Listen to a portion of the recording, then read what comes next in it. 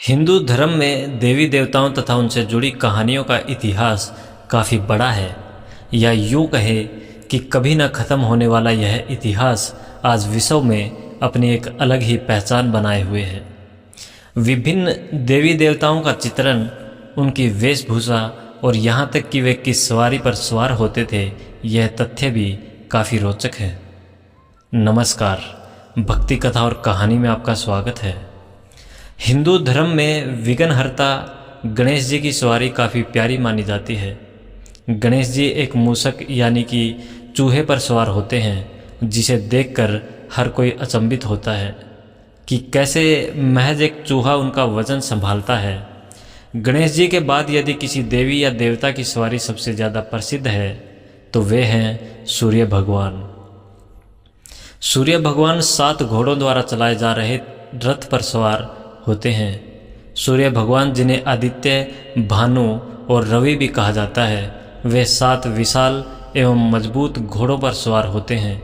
इन घोड़ों की लगाम अरुण देव के हाथ होती है और स्वयं सूर्य देवता पीछे रथ पर विराजमान होते हैं। लेकिन सूर्य देव द्वारा 7 ही घोड़ों की सवारी क्यों की जाती है? क्या इस 7 संख्या का कोई अहम कारण है, या फिर यह ब्रह्मांड, मनुष्य या सृष्टि से जुड़ी हुई कोई खास बात बताती है? इस सवाल का उत्तर पौराणिक तथ्यों के साथ कुछ वैज्ञानिक पहलू से भी बंधा हुआ है। सूर्य भगवान से जुड़ी एक और ख़ास बात यह है कि उनके 11 भाई हैं, जिन्हें एकत्रित रूप में आदित्य भी कहा जाता है। यही कारण है कि सूर्य देव को आदित्य के नाम से भी जाना जाता है। सूर्य भगवान के अलावा 11 भाई अंश, आर्यमान, भाग, दक्ष, धात्री, मित्र, पूषण, स्वित्र, सूर्या, वरुण, वमन सभी कश्यप और अदिति की संतान हैं। पौराणिक इतिहास के अनुसार कश्यप तथा अदिति की 8 या 9 संतानें बताई जाती हैं, लेकिन बाद में यह संख्या 12 बताई गई। इन 12 संतानों की एक बात खास है, और वो यह कि सूर्यदेव तथा उनके भाई मिलकर वर्ष के 12 माह के समान हैं, यानी कि यह सभी भाई वर्ष के 12 महीनों को दर्शाते हैं।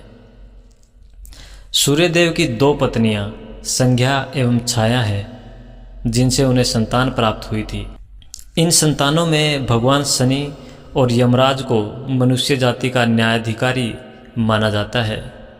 जहाँ मनुष्य जीवन का सुख और दुख भगवान शनि पर निर्भर करता है, वहीं दूसरी ओर शनि के छोटे भाई यमराज द्वारा आत्मा की मुक्ति की जाती है। इसके अलावा यमुना, तप्ती, अश्विनी तथा वैवस्वत, मनु भी भगवान सूर्य की संतानें हैं। आगे चलकर मनु ही मानव जाति का पहला पूर्वज बने। सूर्य भगवान 7 घोड़ों वाले रथ पर सवार होते हैं। इन 7 घोड़ों के संदर्भ में पुराणों तथा वास्तव में कई कहानियाँ प्रचलित हैं। उनसे प्रेरित होकर सूर्य मंदिरों में सूर्य देव की विभिन्न मूर्तियां भी विराजमान हैं, लेकिन यह सभी उनके रथ के साथ ही बनाई जाती हैं। कोणार्क मंदिर विशाल रथ और साथ में उसे चलाने वाले 7 घोड़े तथा सारथी अरुण देव, यह किसी भी सूर्य मंदिर में विराजमान सूर्य देव की मूर्ति का वर्णन है। भारत में प्रसिद्ध कोणार्क का सूर्य मंदिर भगवान सूर्य तथा उनके रथ को काफ़ी अच्छे से दर्शाता है।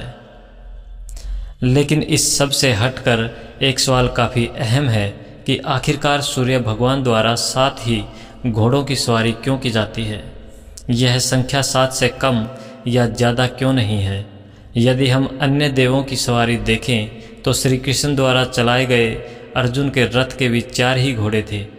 फिर सूर्य भगवान के 7 घोड़े क्यों?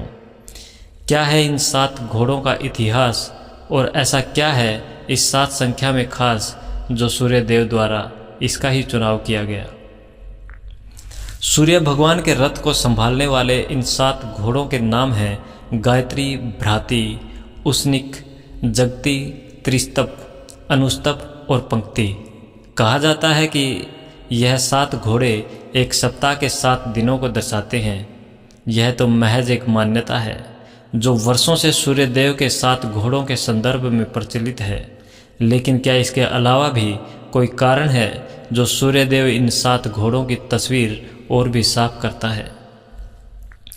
पौराणिक दिशा से विपरीत जाकर यदि साधारण तौर पर देखा जाए तो यह 7 घोड़े एक रोशनी को भी दर्शाते हैं, एक ऐसी रोशनी जो स्वयं सूर्य देवता यानी कि सूरज से ही उत्पन्न होती है।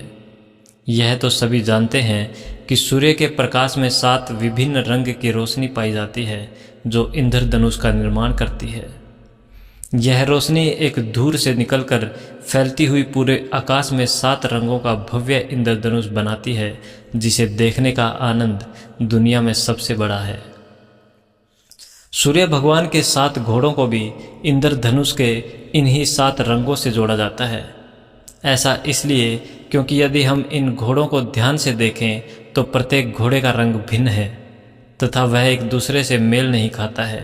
केवल यही कारण नहीं बल्कि एक और कारण है जो यह बताता है कि सूर्य भगवान के रथ को चलाने वाले 7 घोड़े स्वयं सूरज की रोशनी का ही प्रतीक हैं।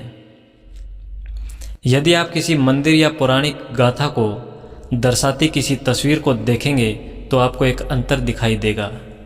कई बार सूर्य भगवान के रथ के साथ बनाई गई तस्वीर या मूर्ति में 7 अलग अलग घोड़े बनाए जाते हैं, ठीक वैसा ही जैसा पौराणिक कहानियों में बताया जाता है, लेकिन कई बार मूर्तियां इससे थोड़ी अलग भी बनाई जाती हैं। कई बार सूर्य भगवान की मूर्ति में रथ के साथ केवल एक घोड़े पर 7 सिर बनाकर मूर्ति बनाई जाती है। इसका मतलब है कि केवल एक शरीर से ही 7 अलग अलग घोड़ों की उत्पत्ति होती है। ठीक इसी प्रकार से जैसे सूरज की रोशनी से 7 अलग रंगों की रोशनी निकलती है, इन 2 कारणों से हम सूर्य भगवान के रथ पर 7 ही घोड़े होने का कारण स्पष्ट कर सकते हैं। पौराणिक तथ्यों के अनुसार सूर्य भगवान जिस रथ पर सवार हैं उसे अरुण देव द्वारा चलाया जाता है। एक और अरुण देव द्वारा रथ की कमान तो संभाली ही जाती है, लेकिन रथ चलाते हुए भी वे सूर्य देव की ओर मुख करके ही बैठते हैं। रथ के नीचे केवल एक ही पहिया लगा है जिसमें 12 तिलियां लगी हुई हैं। यह काफ़ी आश्चर्यजनक है कि एक बड़े रथ को चलाने के लिए केवल एक ही पहिया मौजूद है, लेकिन इसे हम भगवान सूर्य का चमत्कार ही कह सकते हैं। कहा जाता है कि रथ में केवल एक ही पहिया होने का एक कारण है। यह अकेला पहिया 1 वर्ष को दर्शाता है और उसकी 12 तिलियां 1 वर्ष के 12 महीनों का वर्णन करती हैं। एक पौराणिक उल्लेख के अनुसार सूर्य भगवान के रथ के समस्त 60,000 वल्किल्या जाति के लोग, जिनका आकार केवल मनुष्य के हाथ के अंगूठे जितना ही है, वे सूर्य भगवान को प्रसन्न करने के लिए उनकी पूजा करते हैं। इसके साथ ही गांधर्व और पानग उनके सामने गाते हैं और अप्सराएं उन्हें खुश करने के लिए नृत्य प्रस्तुत करती हैं। कहा जाता है कि इन्हीं प्रतिक्रियाओं पर संसार में ऋतुओं का विभाजन किया जाता है।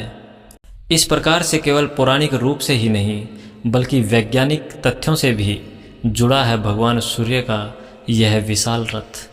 हर हर महादेव। जय हिंद।